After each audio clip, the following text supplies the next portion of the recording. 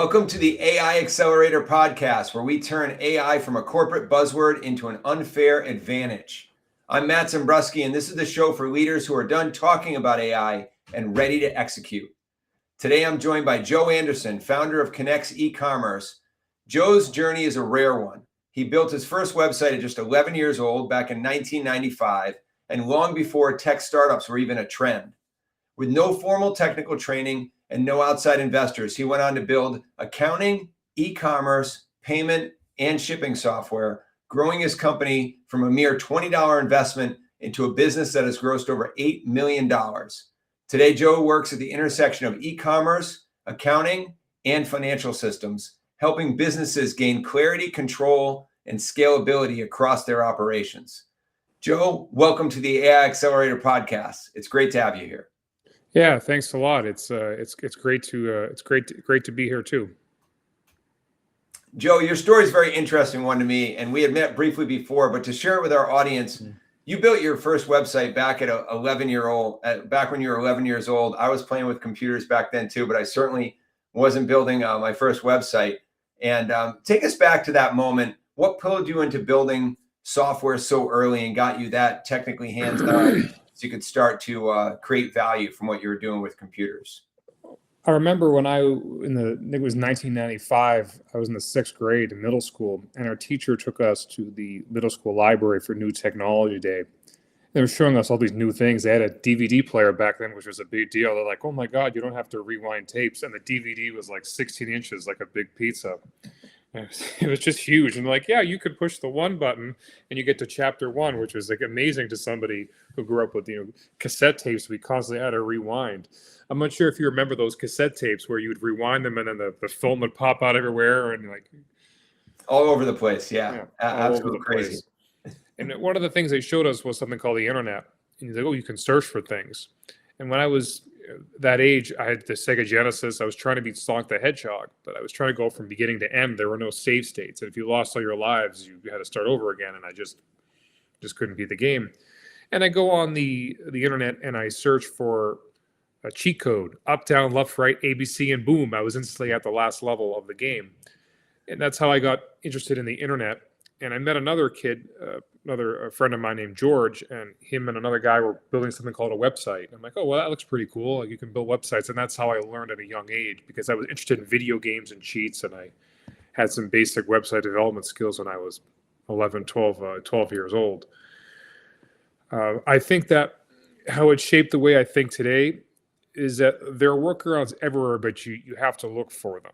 I mean, my traditional path of trying to beat a game from start to finish just wasn't working. And so I found another way to get to the end. That's awesome. That's really good, Joe. We're going to talk more about your workarounds and how you applied them into your business as well. So let's talk about your company. So you grew your company now, Connex E-Commerce, from a $20 investment, out of your own pocket without investors to over $8 million in gross revenue.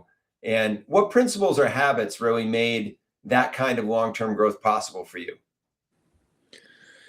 I think good old-fashioned customer service. When there was a problem with a customer, we called them on the phone. Like, hey, we're here for you. We're going to solve this. We learned in 2022, 2023 that 90% of support tickets, when we emailed them, came back, and we had an enormous number of support cases. At one point, we had 2,000 messages a month and a team of 6 people handling the queue.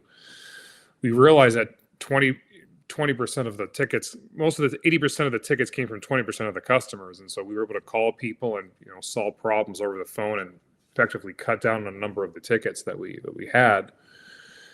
So I think just good old-fashioned customer service and focusing on making the software work for people, as opposed to, flashy websites and, Google ad campaigns, I think is why the company became just so successful.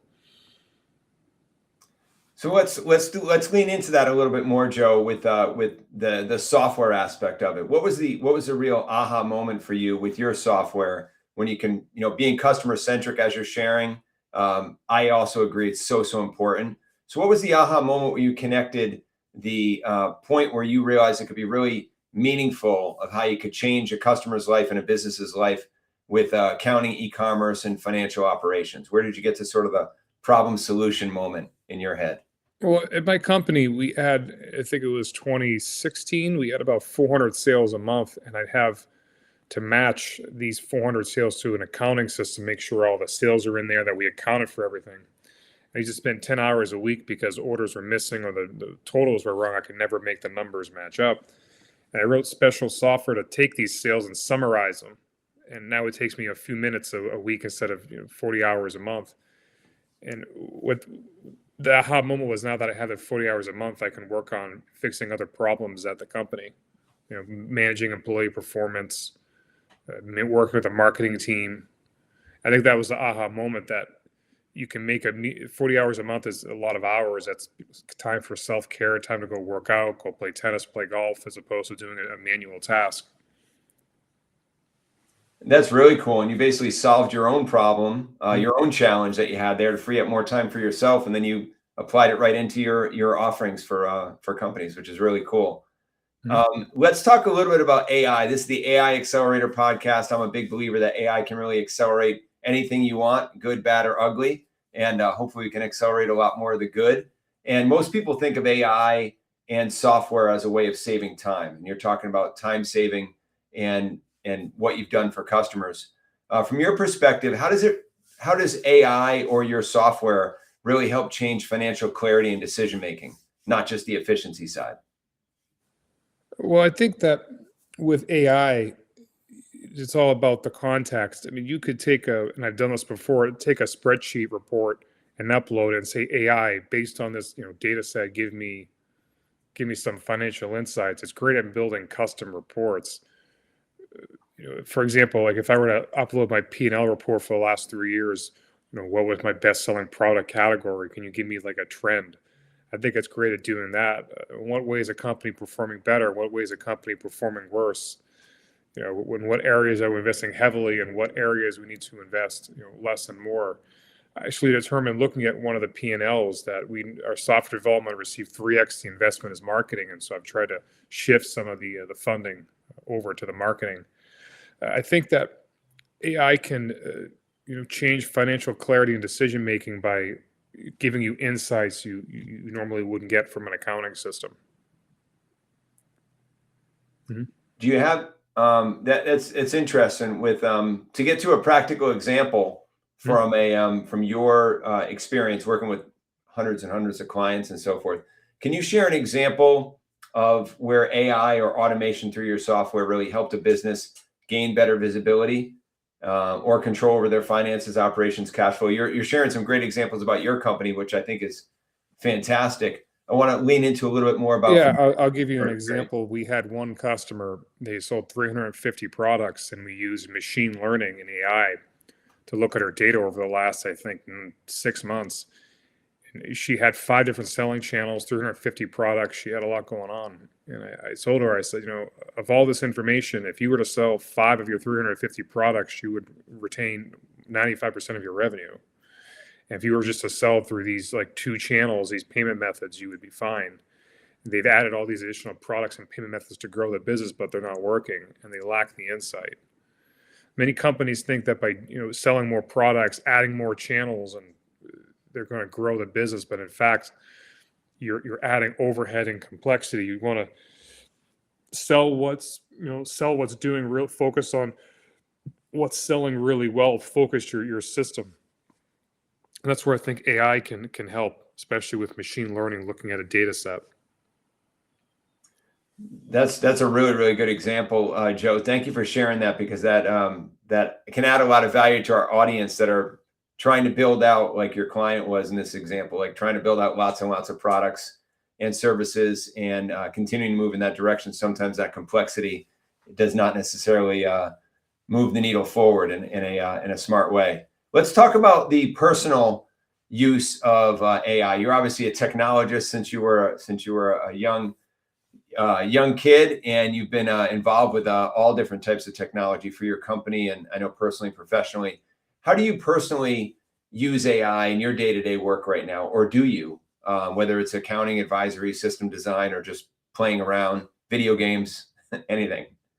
Well, in my personal work, I use ChatGPT to generate code. We're like, hey, we're having this error message. Can you fix it? Look at code. How can this be done better? Write tests. So we're using it as a coding generation tool, and it's been very helpful. We're estimating we can write and test code 10x faster with AI. So it's been extremely helpful, even with software architecture. Like, hey, we're having this problem. Like, what do you look at the code? Actually, yeah, like the errors online, 100 right now. We've been using chat AI to qualify leads. For last week, I said, look at all these, ShipStation partners, which is a partner of our big integration of ours. I said, get ones in the Boston area, and we want to reach out to them because we host a networking event. So we use it to capture leads. I've used AI and just asking random questions. So it's been really helpful. What I like about AI is it gives you an answer like we're speaking to a person. Whereas Google, prior to AI, it was mostly, here's a bunch of web pages, click through each one, and maybe one will find you what will match your answer. Yeah, it's more of a shortcut, like you were talking about with the cheat code earlier with Sonic. That's awesome. And AI obviously is super powerful. There's a lot of different directions you can take it. What mistakes do you see business owners? You've had a lot of clients over the years. What mistakes, you shared an earlier one, which was good, that more complexity and more depth of product doesn't necessarily improve the success of the company. What are some other mistakes that you see business owners making when they're trying to adopt AI or automation or your software or other competitor software into their financial systems? I think the mistakes companies make is we live in a world of AI and computers and the internet, but people are still grinding through manual tasks as if these workarounds just don't exist. I think I've seen various posts on LinkedIn, the internet, about people trying to hire AI and fire customer service people. The issue with that is that I think AI can answer run-of-the-mill questions. I use Factor meals. I order them, and I asked it a question about a food allergy, and I got a response back very quickly, and that's fine, I think, for AI. But for customer service, or even mentoring a team member, you really need that empathy, judgment, the human connection. It's not something a machine can do. In that case, if it's not something a machine can do, then it's work for you. This work for the people. I feel like businesses, you're using AI to do things that a person should do. And I feel like the business should ask itself, is this a redundant task? Is this like data entry or am I getting the same status update 10 times a day? That's something you can automate. But if it's something that requires a real human connection, then it's work for people. And that makes a lot of sense. I totally agree with that, Joe. From my experience, there's a lot of assistance that AI can bring us, but it doesn't cut the human out of the loop. It's really important to keep the human in the loop. And in a lot of cases, in most cases, and even in customer service, as you're saying, that's one of the ones that is getting a lot of talk in the media these days about replacing customer service people, humans, with AI. And I agree with you. You don't want to do a full replacement of people with AI and technology. It's more the partnership. What are some other areas other than customer service? What are some other parts of accounting, tax, or financial advisory work that really shouldn't be delegated to AI or fully automated at this point, even if it seems tempting by a business owner? I mean, I think AI can look at a tax form and look at data and say, how do I optimize my tax savings? I think it's good at providing advice, but there was a slide in 1979 by IBM that a computer can't be held accountable, and therefore it shouldn't be able to make management decisions. I don't think a computer should be submitting people's tax returns for them. I think a person should still be there as oversight. I don't feel AI is at the point where it's not like Skynet, where it's just on its own. I mean, AI goes in and actually submits a tax form 5,000 times. I mean, you can't sue a GPU. You can't. You have to. I think the person who created the system needs to be the one held accountable. It's meant to work, and it's meant to make if-else decisions. But I think when you need accountability and management, you just can't use AI. Yeah, and ultimately, as you're saying, the human is the accountable party here. It's not if AI makes a mistake, it's not. You can't blame the company. You can't. You can't blame the software, and you can't sue the software. It's ultimately the people, the companies that are accountable and responsible. So it's important for everyone to keep that in Yeah, mind. I'll give you an example. I mean, AI can be wrong. There's a Colts, I think his name is Philip Rivers. They had hired a quarterback. He's 44 years old. He came out of retirement. And I asked AI, I'm like, yeah, how was his last game? Like, well, he hasn't played since 2021. I'm like, no, he just played a couple of days ago. I'm like, the AI can be incorrect. Yeah, it definitely can be incorrect, and that's part of the challenge of working with AI is it can help you in a lot of ways, but you don't always know when it's incorrect. So finding the truth is very important. Let's talk about from a small or mid-sized business owner listening right now who really feels that they're behind on AI. I know from my engagement with a lot of them, they're just getting started with AI. They've been talking and thinking about it a lot, but this tends to be the year where they're starting to lean into it. What's a practical first step that you think they should take to lean into AI or technology in general? What questions should they be asking their accountant or their financial team members? What's the first practical step they should take? Ask what can be automated. Is this a redundant low level task like data entry? Are we downloading spreadsheets and creating a pivot table? Does this require human interaction? I think if it's like a redundant low level task that you can train someone to do, I think AI is fine. I don't think AI is capable of making a management decision on should we pivot, should we, fire someone.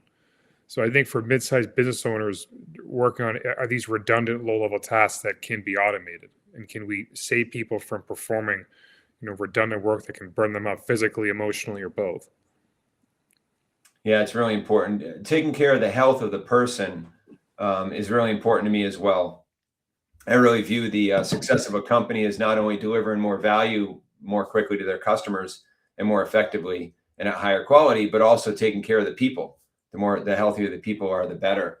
Let's look into the crystal ball of the future for a moment here. We're at the beginning of 2026, and how do you see AI or software in general changing the industries that your company focuses in with accounting, financial, e-commerce operations? If we fast forward next 1, 2, 3 years, what do you sort of see coming into the marketplace?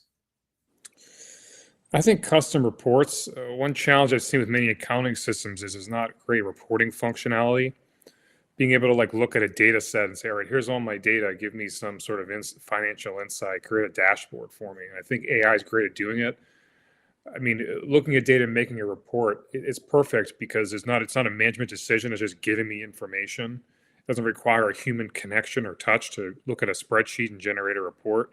And it's a redundant low-level task that a machine could and should do. So that's where I think AI will change accounting. I think where it won't change accounting is having people look at that data, interpret it, and make an actual business decision. So I look at it as more of an advisor and less as a management person. I like that. The term advisor is a good one. I often use the term thought partner, like use it to help assist you with making your decisions, but don't make them for you, right? And assist you with doing your jobs. But again, if it's not a low level redundant task, as you're saying, don't fully just give it away to AI and expect it to be accurate, because as you said, it can be inaccurate over time too, oftentimes. So let's talk about you have a lot of good knowledge in the financial industry or in the financial systems out there with your clients. As AI and new software, because things are moving really fast now, your company's adapting and growing, and as new software becomes embedded in financial systems, what skills do you think business owners need to develop more, not less? So the people, the humans in the companies that you serve, what are the skills that they should be really looking at to develop as more and more technology becomes available through your product and your services? I think the skills company to develop is whether tasks should be automated. I remember I was on this sales call with a prospective customer a couple months ago, and he says, "Yeah, I said, what's your current process?" He's like, "Yeah, we hand enter these orders, 50 a day." And I said, our software, you could buy it, and for a much lower cost, it will automate this for you. I said, if your data entry person is out, it won't take a break or a vacation. And they decided to just stick with manual data entry. I think the problem was they had this existing process, and I said, if you're willing to tweak it, we can automate this for you. They have a way of doing things, and they're not willing to make any sort of change, even though it'll improve the operations and make things, less costly for them. So I think the skill they need to develop is having a growth mindset and trying to automate their business to the point where you don't have people performing those low level of redundant tasks to burn them out. Yeah, I love that. Their growth mindset. And I agree. I think it's important for every business owner, every person actually, but especially as a business owner or leadership in a company to really lean into the growth mindset, because that's a really, really important aspect of how well they're going to be able to adapt to all the new changes that are coming. So let's get into your headspace and your growth mindset, Joe, as a successful leader and entrepreneur. What excites you most about the work you're doing right now at Connex E-Commerce at your company? Yeah, I really enjoy, doing podcasts, whether hosting or being on one. I also host a networking event in the Waltham area. We have one, I think, at January 28th. I love meeting people in my field in person, shaking hands. It just feels energetic. I feel really good around groups of people. I just do so much work over the email and the phone. It's great to get out of the office and actually talk to people. I'm working on a new order manager product that really combines like a dashboard. It takes all your financial accounting info, your selling channel data, shipping inventory, and puts it into one place. I find a lot of companies when they're working, they're on 4 different screens to get what they need. And I'm trying to create a kind of all-in-one system without going to an expensive ERP. I enjoy making new tasks and products and helping reduce those redundant tasks that burn people out. And I ask myself, what are people doing that's low level and redundant, and how can we automate it so they can, have more free time? I love how your company has evolved, and it's really helping your clients really leverage all this change in technology and the rapid advancements that are happening. It's really great. I love all the different examples that you've shared throughout our conversation here today, Joe. Where can listeners learn more about your work, your company, and connect with you if they want better visibility, control over their financial systems, or if they're just curious how to succeed in building a company as you can visit our website at connexecommerce.com, or you can also visit me on LinkedIn. I'm happy to talk to you about getting better visibility and control over not only the financial systems, but order management as a whole. But, we're happy to help out. That's fantastic. Thank you so much for being here, Joe. We're going to include all those in the show notes, so everybody can just click a link below this if you're interested in reaching out to Joe to make it easy for you. Thank you very much for your time, Joe. Appreciate it. Hey, thanks a lot.